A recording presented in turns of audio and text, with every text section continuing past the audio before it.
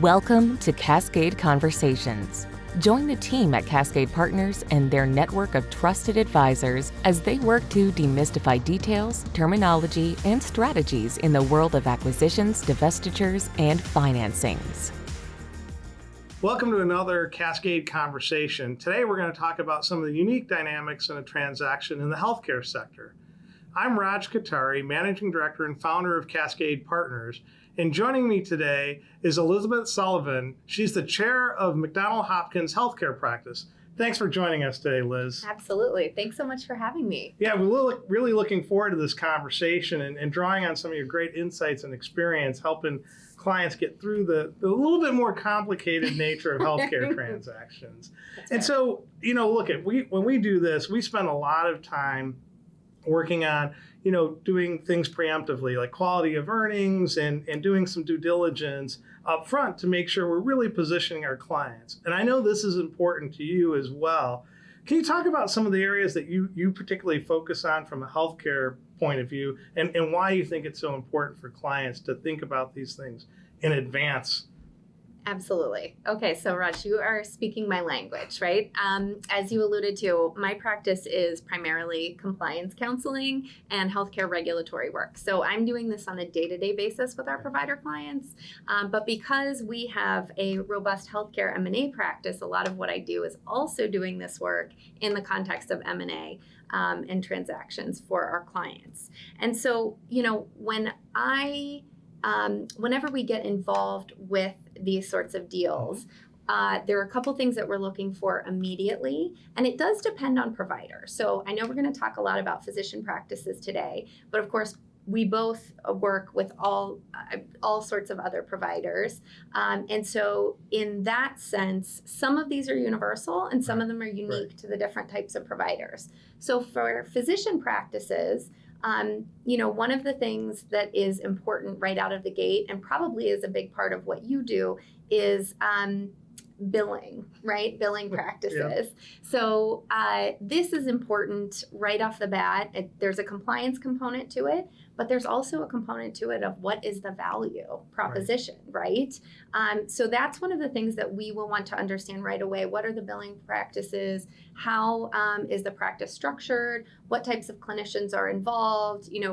All of those sorts of things are critical because they impact not only sort of what is the health of the organization or the practice from a transactional perspective, but also from a compliance standpoint.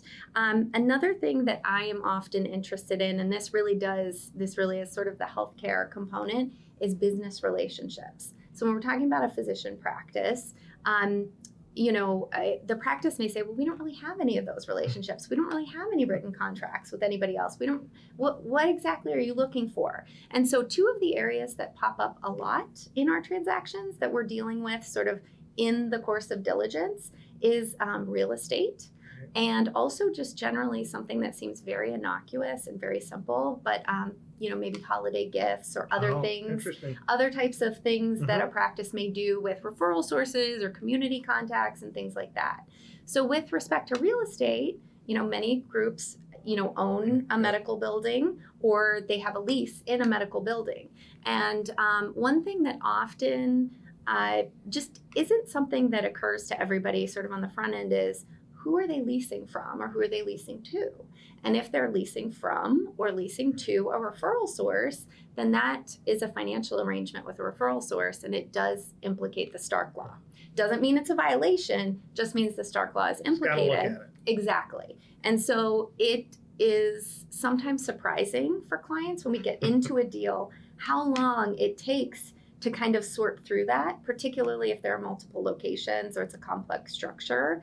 And so trying to get out ahead of that and have the answers ready and be confident in the answers really helps in the transaction. So we're big believers in that, right? If you can identify, are we Stark compliant? Are we anti-kickback? Do we do all those things ahead of time?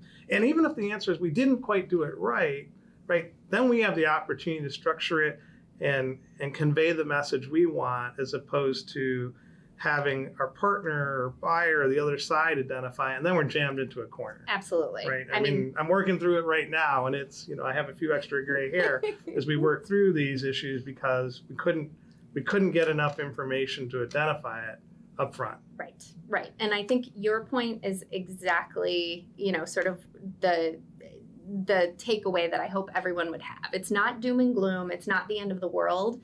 But if you can either solve the problem before you go to market, right, or identify it and be prepared and know how you're going to handle it and how you are going to discuss it, position it, and not get caught flat-footed, that's going to make the process and the experience much better. Our line is the best defense is a great offense. Absolutely. And we operate completely kind of in that vein. Absolutely. So, all right, we're 100% on the same page there. And then I think this is probably a little bit of repetitive because just the real estate really is a good example. But if a group has ancillary service lines, if they have a relationship, if there's an ASC involved, sort of any of those other unique, possibly, really important from a value standpoint, but complex or again, unique arrangements, we want to see those in advance and try to figure out what's going on with those. And sometimes, we will only be involved in the transaction. We weren't the healthcare attorneys that were setting those things up. And that's okay. We're here to facilitate. Right. So if we can connect with regulatory counsel and sort of serve as a second level, or maybe the translators from regulatory counsel to the deal counsel, we'll do that as well. And I would say those are the things that we're focused on the physician practice side. With providers, other types of providers, we do a lot of work with clinical laboratories, behavioral health facilities, home health care. Business arrangements are often more important. So, sort of variation on the same theme, but also sales and marketing teams. We want to understand that right away when we're talking about other types of providers. Licensure, because that's going to impact deal timing potentially. So we want to know that. Absolutely. And then I would say the last thing that I had on here that I wanted to note for other types of providers is their payer arrangements, because it does depend on deal structure, but sort of the health of those and how those are structured really may impact deal structure, may impact, price, all those things sort of come into play. So those are the things that right out of the gate we are looking at when we get involved, and hope that it's not too much, under the hood for the client right away. Well, our experience is it's usually too much for the client because they're not, this is just the way we've always run. But Absolutely. The reality is, when that partner is coming in, that new buyer is stepping in, they might have a much bigger enterprise. So that level of risk doesn't work for them. Or they just have a different risk tolerance. Right. And they're just not willing to take that on. And honestly, at some point, they get larger and larger. They get on the radar screen of the regulators, right? Whether it's the government regulators or even payers, Absolutely. Right, doing their own audit. So the risk profile changes, and that's hard. That's hard for entrepreneurs to understand. Well, how does this fit? I've run it this way, but helping them understand, hey, these are the implications. This is what it can mean in the back end, right? And why the risk profile is different, can usually get them through that. That is such a good point. I mean, I really think you are making a great point. We do get into that a lot where we're, it might feel almost adversarial, and that's not the intent. We want to remind folks that we're here to facilitate and we're here to help, but because of the risk tolerance and the risk profile, sometimes we are doing that translation, or we have to provide these things just to bring the buyer's team along and get them comfortable. So I absolutely think that's a great point. They're definitely going to take a conservative position. They're the buyer, right? Right, so absolutely. you got to think through that.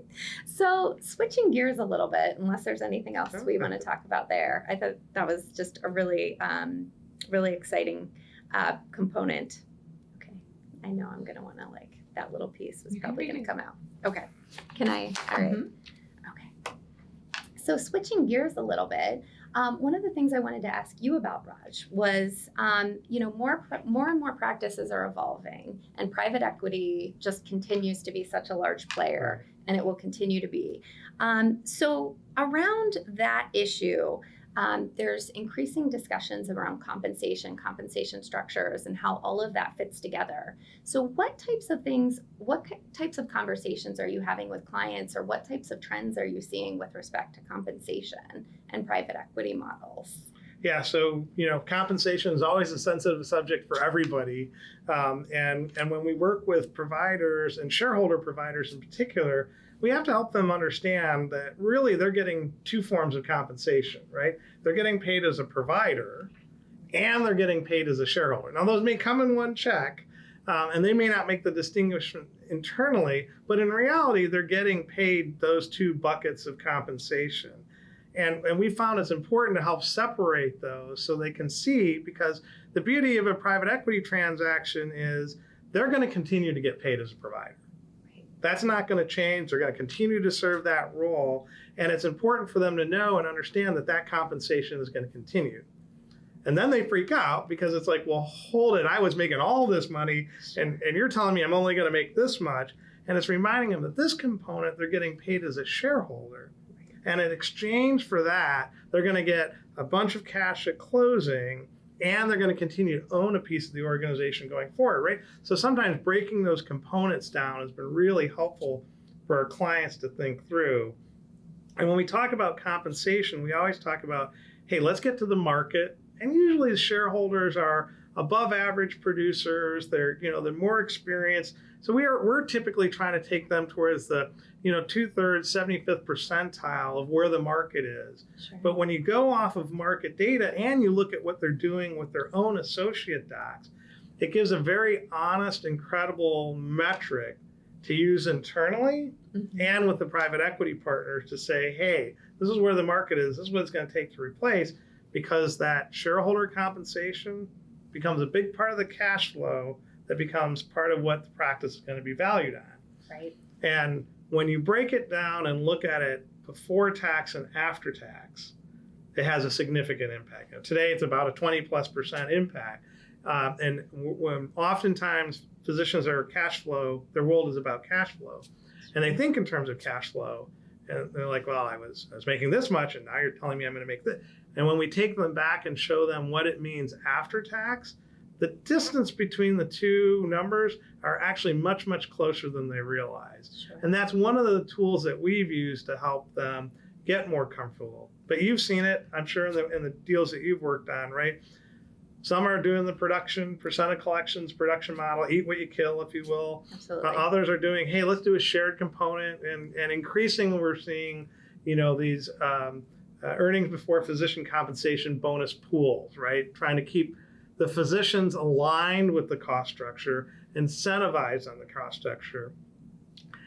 An okay model, I think it's a challenge. And one of the things we remind, our private equity partners and our physician clients is when they have control over that expense side, that makes some sense. When they don't, that can be a hard thing because, part of the partner is driving the operations of the practice. Absolutely. So, it becomes a very important conversation. It's one we have early and often with our clients because it takes time to process it and digest it and understand what it means to them personally. Right.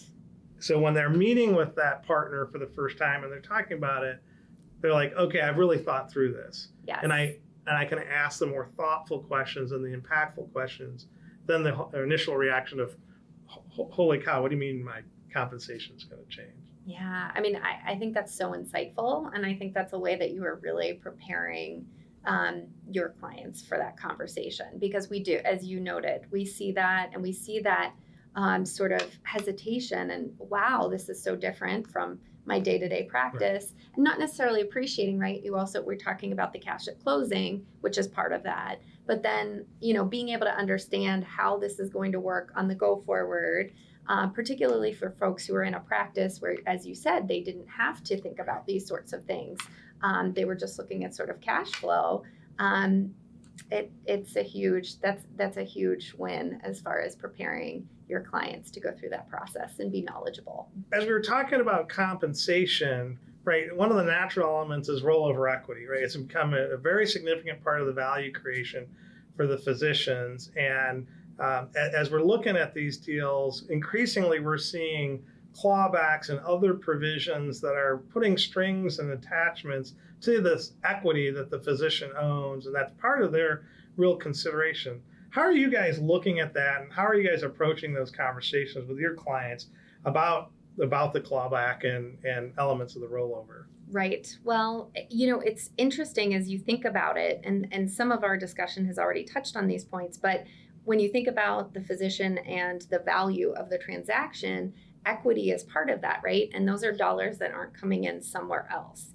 And so what we've tried to do with clients and tried to counsel them on is help them to understand, when is this going to be in effect, or when would these forfeitures take place? So whether oftentimes where we're seeing it is with termination or productivity based on, historical productivity.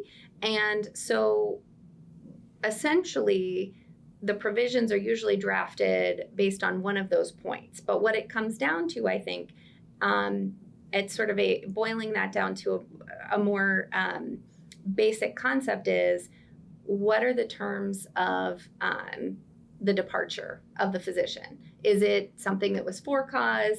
Was it meaning that, is there a reason that the relationship was terminated, that both parties sort of negotiated that, they agree that this would be an appropriate situation? Or is it something that, feels inequitable to one side or the other? So I think this is something that, as we were sort of preparing for this, you shared some of your insight with respect to what you're seeing. And I thought some of that was very interesting and insightful. So I don't know if you want to share some of the things that you're seeing as well in these types of situations. Yeah, I think you said it well. It's really, the term we're all using is good leaver, bad leaver, right? Mm-hmm. Did you leave for a good reason? Yeah. Right? Something that wasn't in your control, something else that happened, you died. But, they call it a good lever. It's not so good for that, but meaning how it impacts that equity value. And bad lever is I went across the street and I'm going to set up a competitive operation. That's reasonable to say, gosh, that was completely in my control and I did that, and that's diminishing value. But there are a lot of variables in this, and not all of it is in the control of the physician. And so, it's a relatively new strategy since COVID that folks have been trying to go after this clawback provisions. And, I always try to point out it's a two-way street, right? They want the doc, right? They're buying that cash flow. The doc generates all that volume. Their single biggest fear is the day after closing, the physicians are working less or leave. And that's a very legitimate, fair concern. Absolutely. But in turn, the doc's making a very significant bet with that rollover equity that the partner they're picking is the one that's going to take them to the finish line. Right. And, the private equity guys can't guarantee they're there. They can't even guarantee the management is staying. And so we always feel it's a little one-sided.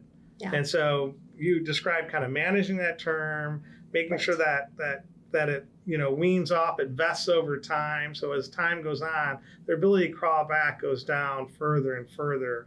We totally agree that those are really critical things. And in fact, we try to negotiate those up front. We work with you and your team to make sure as part of the LOI where we've got maximum leverage, we're like, let's be specific. Right. What's a good lever, right? What's a bad lever? Let's not be generic, because firing people because they did bad as an employee, hey, that's an employer's discretion, right? But when it impacts your equity, that really changes the implications. And we are working harder and harder to separate those two. Mm-hmm. So, hey, if you have all the causes you want, we didn't follow your rules, you want to fire us, that's great.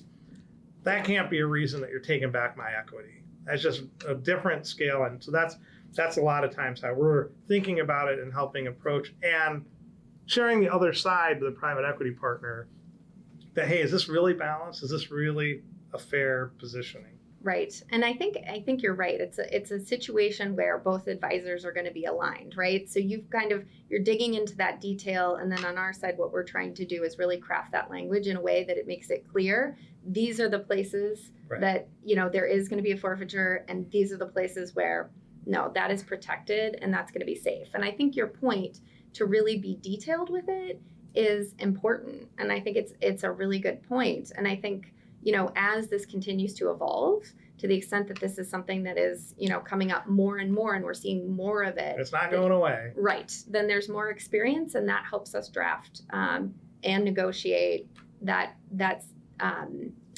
circumstance better for our clients. Well, and we were talking about, right, all by itself in its own little box, it sounds reasonable.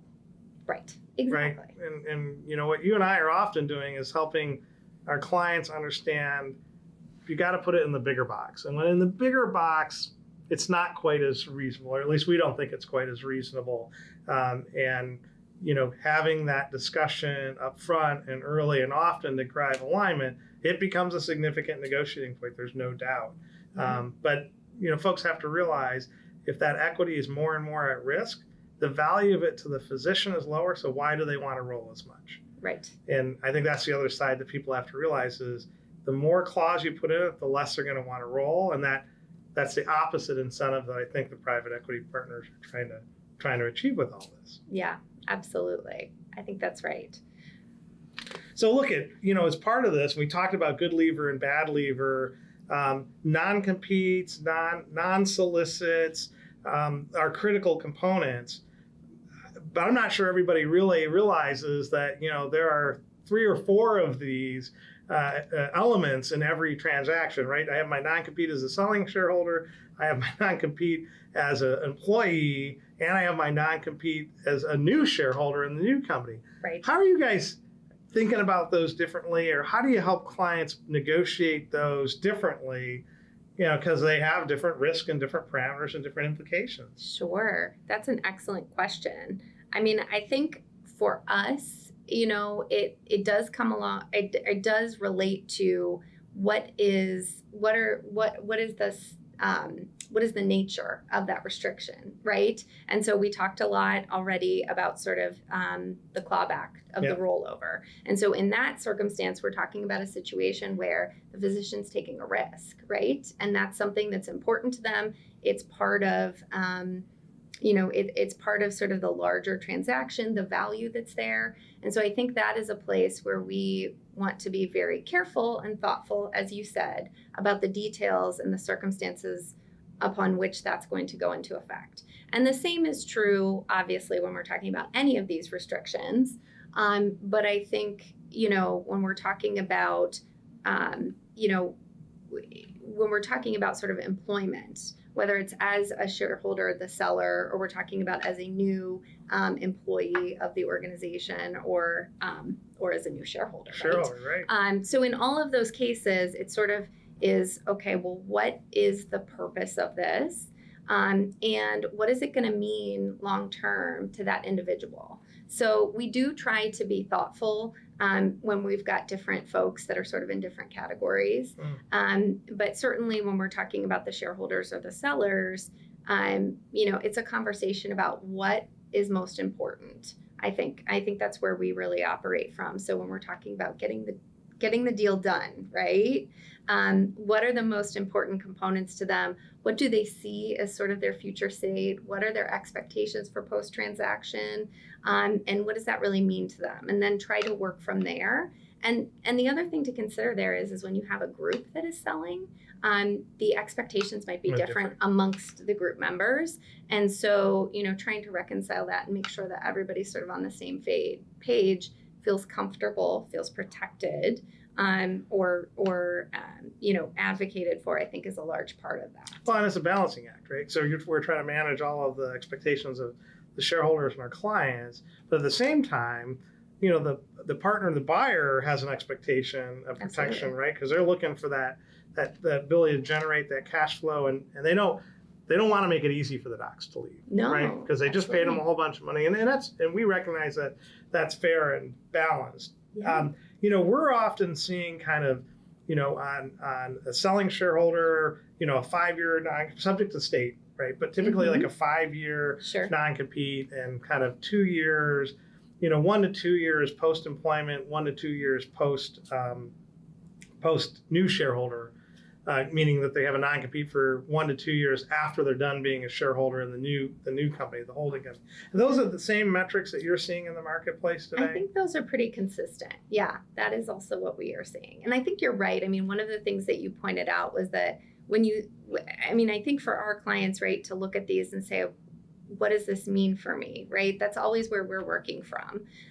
But if you think about the buyer's perspective, so much of the value of the business is related to the physicians and potentially also the leadership of some of the folks that are involved in leadership, and so the protection. What is the investment? What are they purchasing if folks can just walk across the street or walk out the door, walk across the street and set up shop? So it is a balancing act. And I think you're right. I think those metrics really are consistent with sort of what we're seeing in the marketplace. Fantastic. Okay, so we've talked a lot about the shareholders and many of the things that come up in the transaction with respect to the shareholders. But one of the other things that is involved in this, of course, are the other physicians, right? Some of the non-owners of the younger physicians that are in a practice. And oftentimes they are looking at this and feeling like a PE transaction, or really any type of transaction, any sale, regardless of the type of buyer, might not be in their best interest. So how do you perceive that? Or what advice would you give to physicians that are not necessarily in that shareholder camp, or maybe are young shareholders and are just looking at it and saying, what does this mean for me, because I'm not sort of at the end of my career and this transaction is happening? Yeah, there's an interesting dynamic. Someone must be running around all the residency programs around the country saying PE is horrible, because that's the common feedback we hear. And usually it's because of lack of information. They just don't know, or someone's telling them it's not. I don't know who's telling them this, but I remind people, look at, just as there are bad private equity partnerships out there are bad private practices. Sure. And there's good and bad. You got to find the right partner. And so when we're working with younger physicians, so it starts out with shareholder physicians, because this conversation is really happening at a shareholder level. And the older doctors are like, those are great. I can realize the value in my practice in a way I never could. And the young doctors are like, well, hold it. I'm giving up 20 years of cash flow.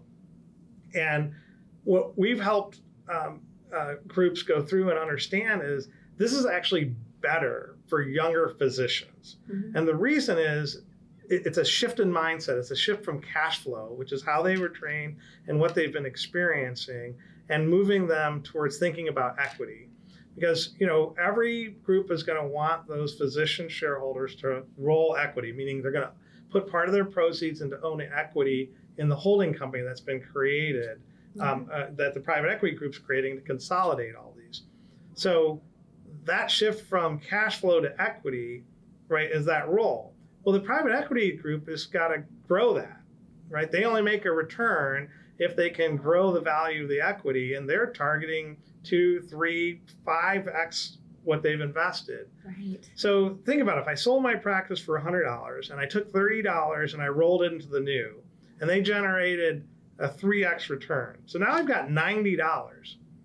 Well, if I take $60 and put it in my pocket and roll another $30 to do it again, right now I'm really accelerating my equity value in my value creation. Right. And that's very different than cash flow. And I'm doing it all at a capital gains rate. So I'm saving 20% right off the bat in most places right there. And so there's a tremendous amount of value creation, and younger docs can do that flip multiple times. Mm-hmm. An older physician is typically doing it maybe once. Right. And then they're approaching retirement age, so they're not practicing anymore. So they'll lose that opportunity. And if you look at some of the very successful private equity provider roll-ups, started with single practices and gone through multiple private equity, a couple of the largest, right, in emergency medicine went public, mm-hmm. right? So and physicians rode that whole way up.